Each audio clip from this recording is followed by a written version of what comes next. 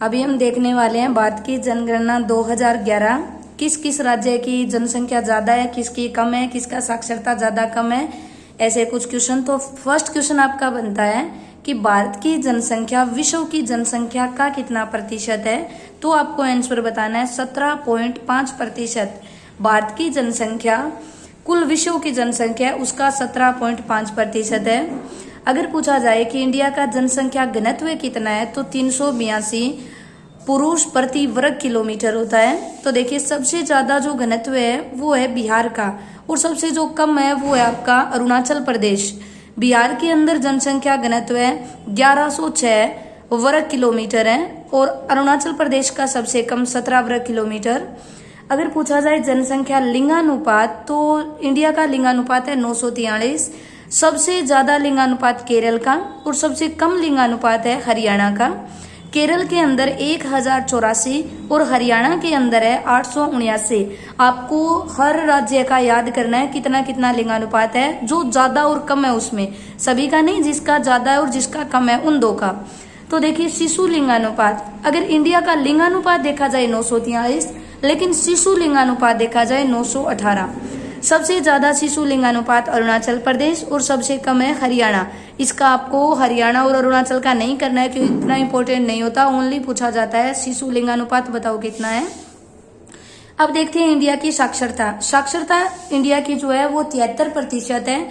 साक्षरता के अंदर पुरुष साक्षर और महिला साक्षर अलग अलग पूछा जाए तो पुरुष जो है वो है 80.9%, महिलाएं साक्षर है 64.6%। अगर आपसे पूछा जाए बताइए साक्षर में एक नंबर जिला कौन सा है या फिर एक नंबर राज्य कौन सा है, तो देखिए सर्वाधिक साक्षर जो राज्य है वो बनता है केरल और सबसे कम जो साक्षर है वो बिहार। केरल के अंदर साक्षर का प्रतिशत 94% और बिहार के अंदर 61.8%। अभी कोई क्वेश्चन पूछा गया पेपर में कि बताइए केरल का जो साक्षर है वो कितने प्रतिशत है, तो आपको याद करना है 94% और सबसे कम बिहार का है 61.8। तो साक्षर पूछा जाए ओनली 73, पुरुष पूछे 80 और महिला पूछे 64%। अगर सर्वाधिक साक्षर राज्य पूछे केरल, कम पूछे बिहार। अब चलते हैं सर्वाधिक जनसंख्या, तो वो जनसंख्या आपकी यूपी के अंदर 19.80 यानी 20 करोड़ के लगभग जनसंख्या है। अगर पूछा जाए प्रतिशत में कितनी है, जो इंडिया की जनसंख्या है उसका 16.5% है। सबसे कम जो है वो सिक्किम के अंदर है, वो 6.6 लाख के समथिंग है। और अगर इंडिया की जनसंख्या का प्रतिशत पूछा जाए 0.05, तो सबसे ज्यादा यूपी और सबसे कम से बन जाएगा सिक्किम। चलते अब देखते हैं दशकीय वृद्धि दर। दशकीय वृद्धि दर है 17.7%। देखिए भारत की जनसंख्या विश्व की जनसंख्या थी 17.5%। अब देखिए दशकीय वृद्धि दर है वो है 17.7%।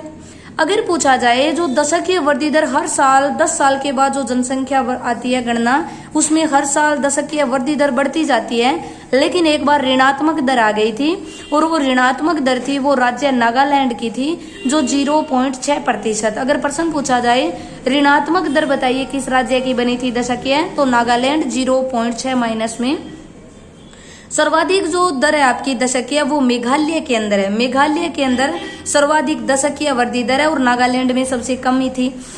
फिर हम चलते हैं कि बताइए भाई अगर पूछा जाए इंडिया के अंदर या विश्व में बताइए इंडिया जो है इसकी पहली बार शुरुआत कब की गई जनगणना, 1872 के अंदर लॉर्ड मेयो के शासनकाल में की गई। लेकिन अगर पूछी जाए नियमित जनगणना कब आई, 1881 के अंदर आती है और लॉर्ड रिपन के शासनकाल में, इसलिए स्थानीय स्वशासन का जनक भी रिपन को बोला जाता है और 1881 की नियमित जनगणना भी रिपन की थी।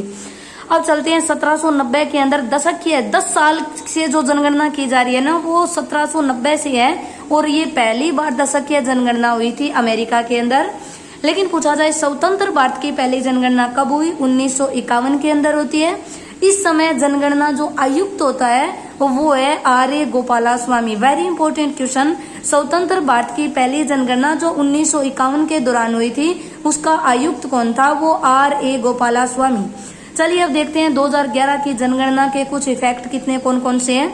तो 2011 की जो जनगणना है उसका शुभांकर था प्रगणक शिक्षिका। आप बस शिक्षिका याद रखिए बन जाएगा। आदर्श वाक्य था हमारी जनगणना हमारा भविष्य। इनके जो आयुक्त थे वो थे चंद्रमौली। अगर पूछा जाए कि बताइए 2011 की जनगणना में कितनी वृद्धि दर घोषित की गई, 17.7। जो दशकीय वृद्धि दर थी ना वही तो है 17.7। एक बार ऋणात्मक आई थी, तो ऋणात्मक आपको कवर करना है। 1921 में वृद्धि दर ऋणात्मक थी 0.31, लेकिन दशकीय वृद्धि दर ऋणात्मक रहने वाला है नागालैंड और 1 नंबर ज्यादा रहने वाला है मेघालय।